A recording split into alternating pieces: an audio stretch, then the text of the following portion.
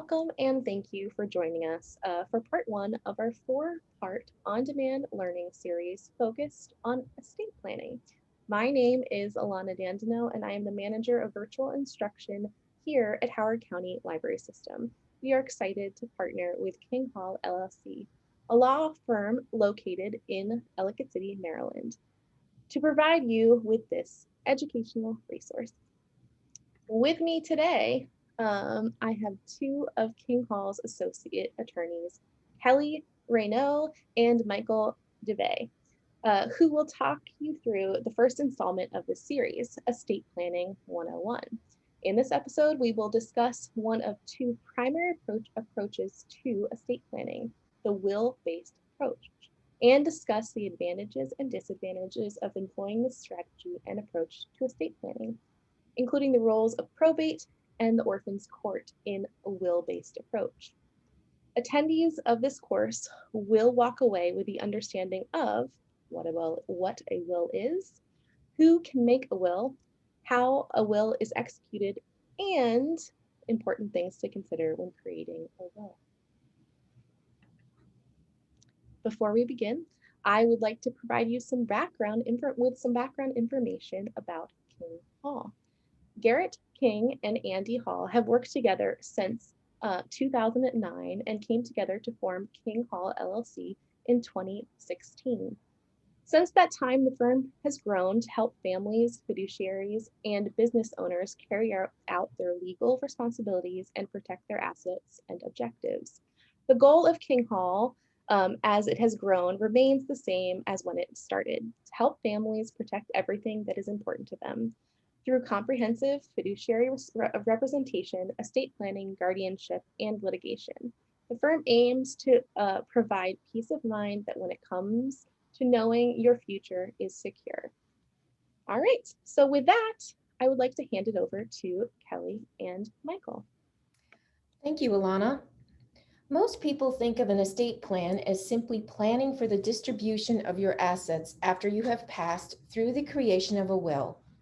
However, a well-drafted plan consists of more than a will and should also include an advanced medical directive, power of attorney, and in some situations, a trust. The idea is to have a plan that is usable, flexible, and meets your needs for a long time to come.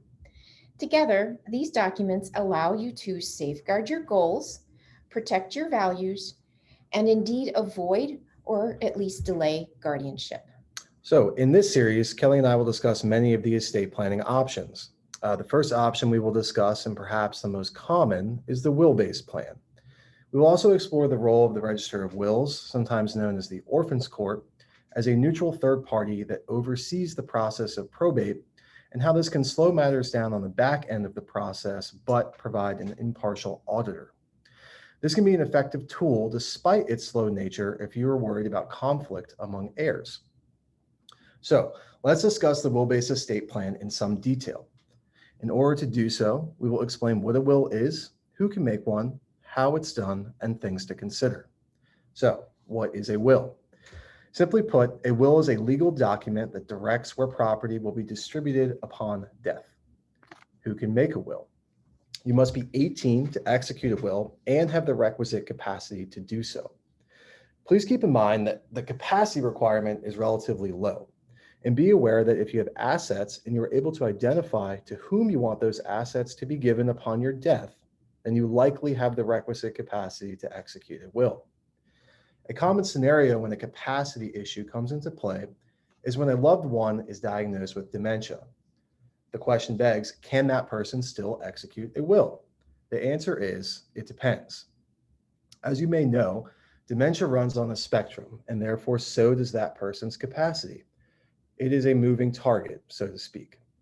The bottom line is, if you have stuff and you know who you want to give it to, then you can likely craft a will. Kelly, would you like to discuss how the process is undertaken? Sure. Making a will is actually quite simple. Think about what you have and who you want to have it after you pass.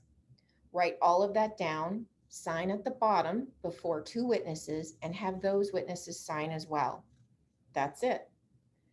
Although it is relatively easy to craft and execute a will, there are some important considerations to keep in mind.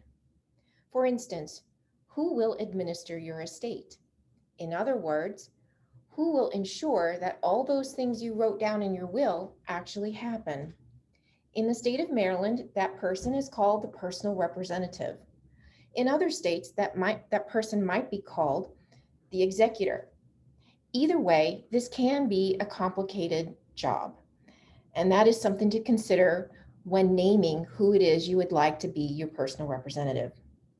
Another important consideration is who will inherit and how much.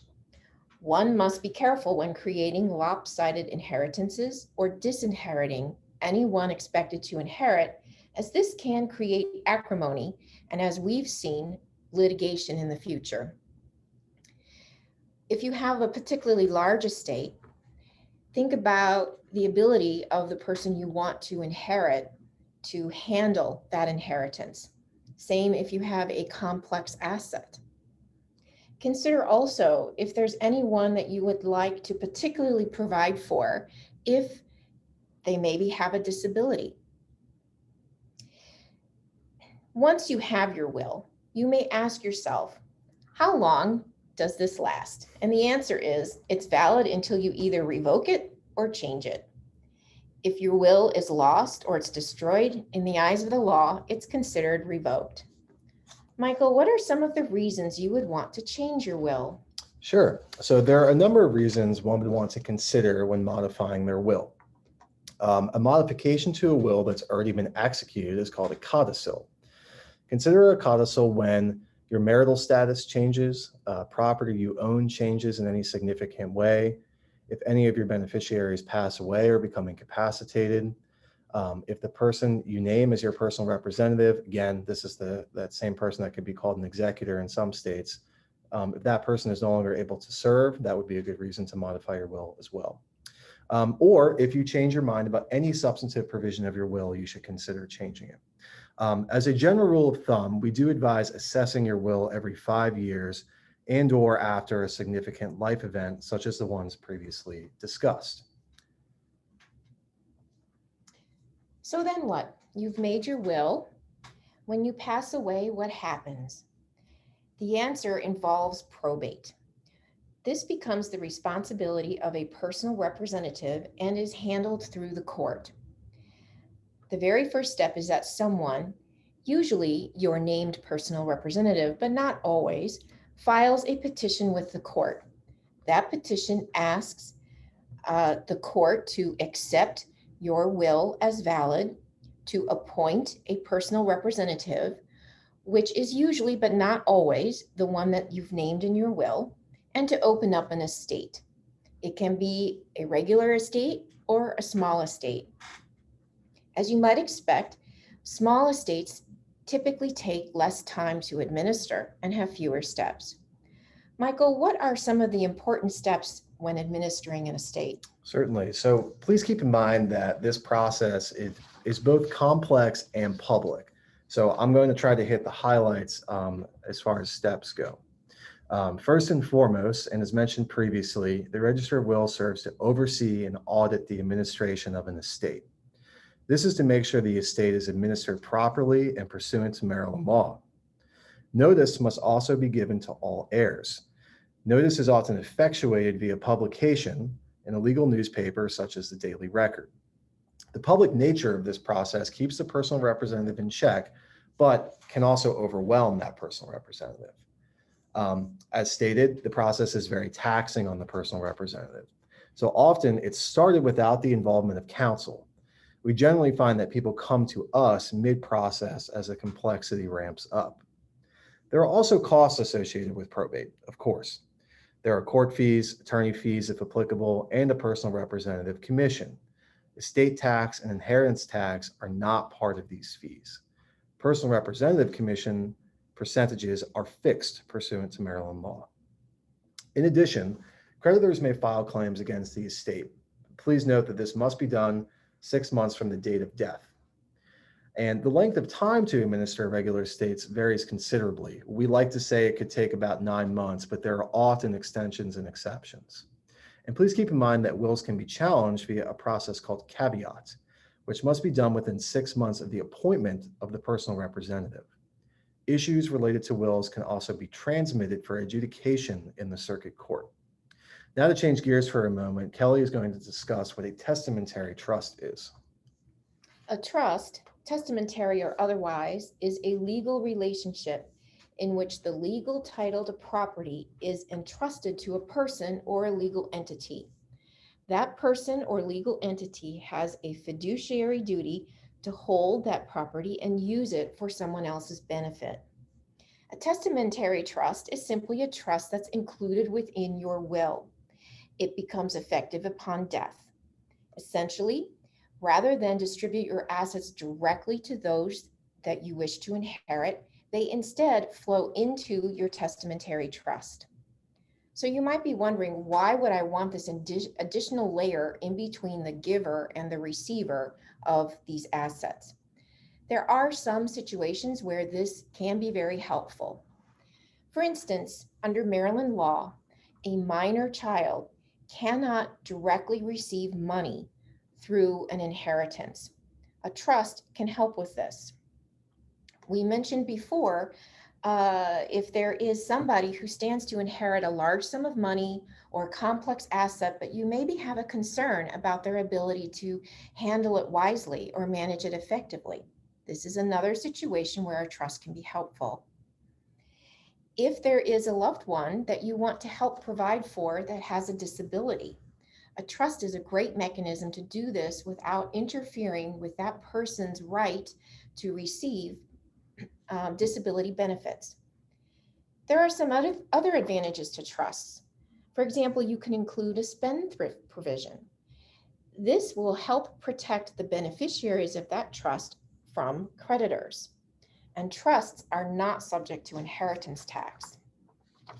Keep in mind that we have another presentation dedicated solely to trusts and refer you to that for more information. To wrap this up, we have 2 recommendations for you. Safeguard your original documents and share your intentions. The Register of Wills can keep that original will for you, or if you prefer, many drafting attorneys can keep the entire set of hard documents. In this digital age, it's probably wise to keep an encrypted digital copy as well. Make copies and, to the extent possible, share with those that you've named in all of these documents. Discuss your plan with them. This helps avoid any future surprises which could lead to legal disputes.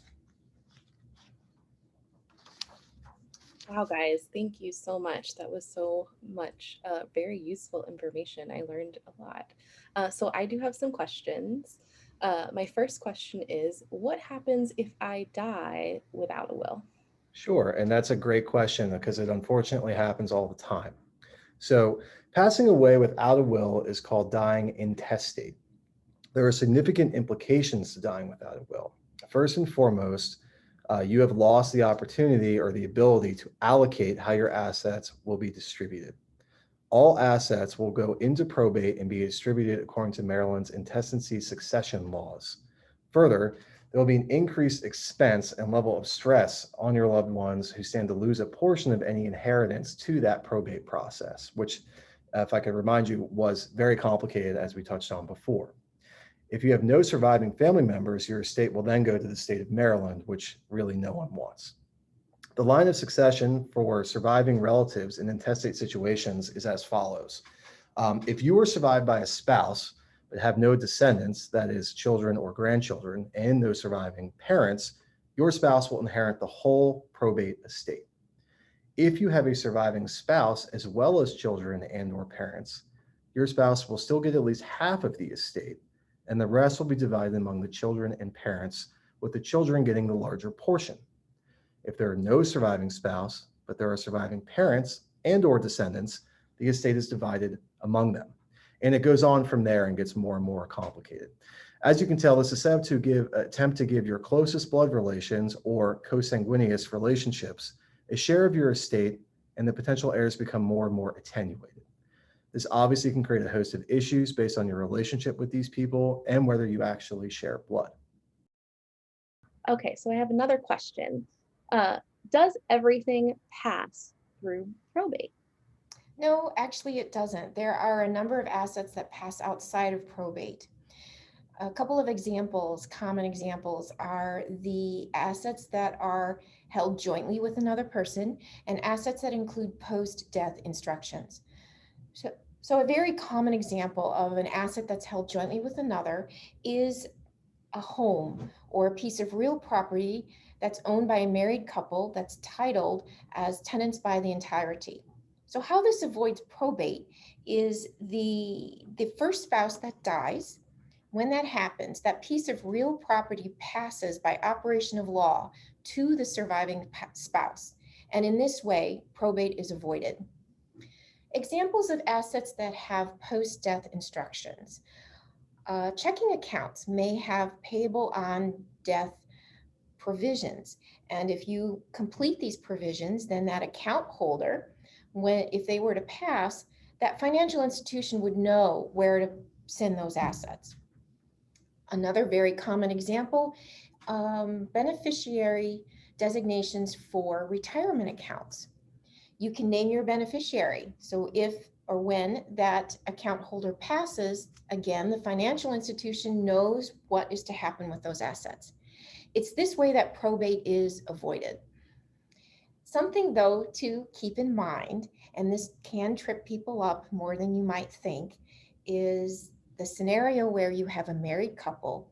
They designate each other in their estate planning documents, in all of their retirement accounts, financial accounts, and then years down the road, they divorce, they end up marrying other people.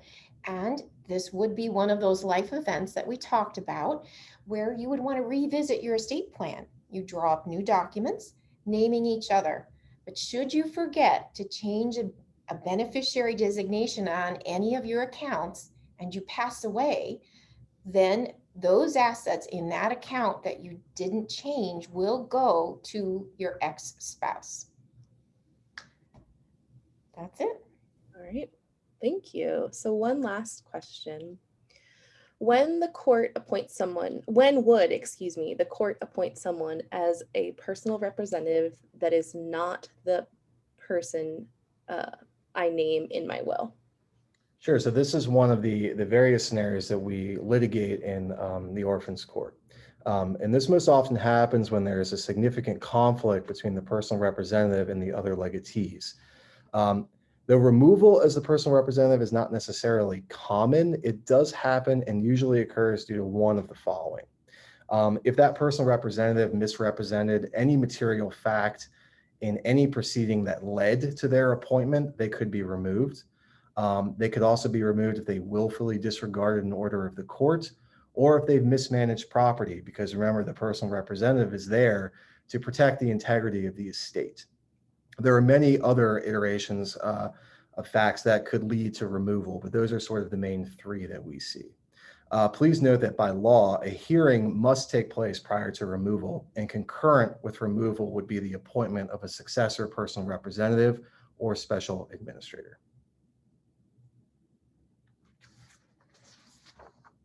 We hope that you found this presentation to be helpful. We have 3 others in our series: trust-based estate plan, trusts, and guardianship. Of course, feel free to reach out to us at our offices. Absolutely.